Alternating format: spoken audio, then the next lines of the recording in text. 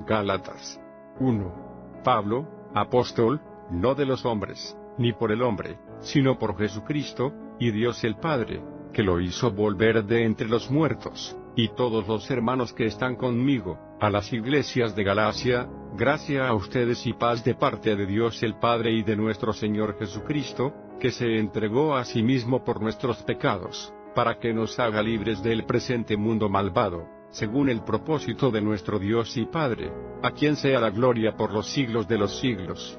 Que así sea. Estoy sorprendido de que están siendo apartados tan rápidamente de Dios, cuya palabra les llegó por la gracia de Cristo, para seguir un diferente evangelio. No ahí hay otro evangelio, solo que hay algunos que te causan problemas, deseando hacer cambios al mensaje de salvación de Cristo.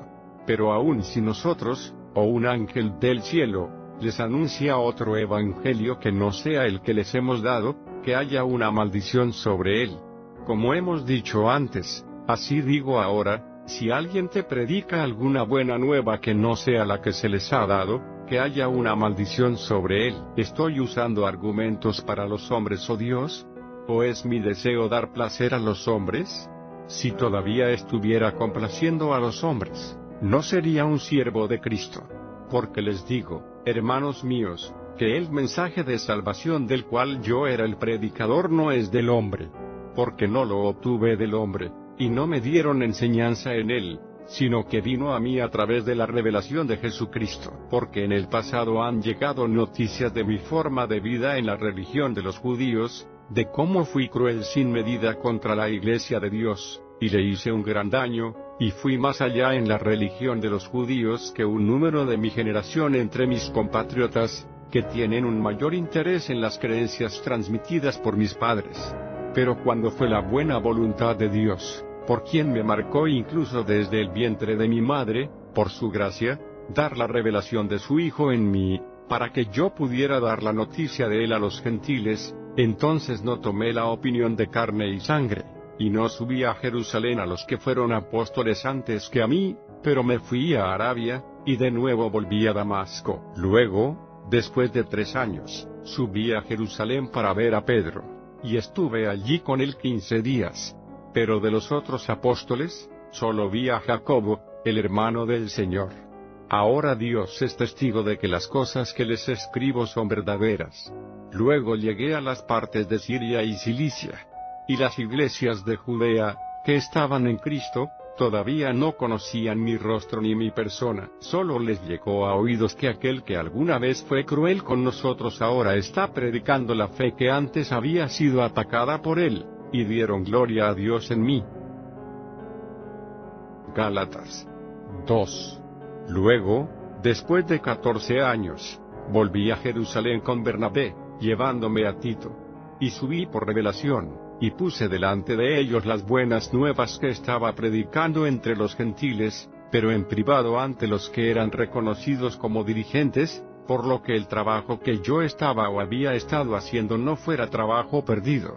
Pero ni aun Tito, que estaba conmigo, siendo griego, fue sometido a la circuncisión, y esto a pesar de algunos hermanos falsos que entraron secretamente, los cuales vinieron a espiar nuestra condición libre que tenemos en Cristo Jesús, y hacernos otra vez esclavos a la ley. Pero ni por un momento nos sometimos a sus demandas, para que las verdaderas palabras del mensaje del Evangelio permanecieran en ustedes. Pero de aquellos que parecían ser importantes, lo que sea que hayan sido no me importa. Dios no juzga por las apariencias. Aquellos que parecían importantes no me dieron nada nuevo.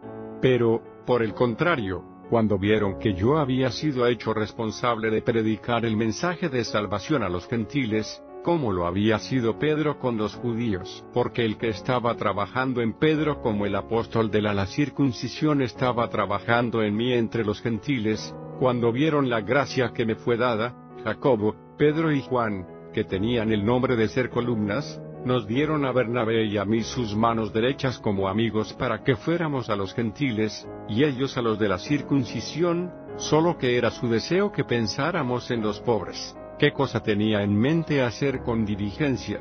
Pero cuando Cefas llegó a Antioquía, hice una protesta contra él en su cara, porque él claramente estaba equivocado, porque antes que vinieran algunos hombres de parte de Jacobo, él comió con los gentiles, mas cuando vinieron, volvió y se separó, temiendo a los que eran de la circuncisión.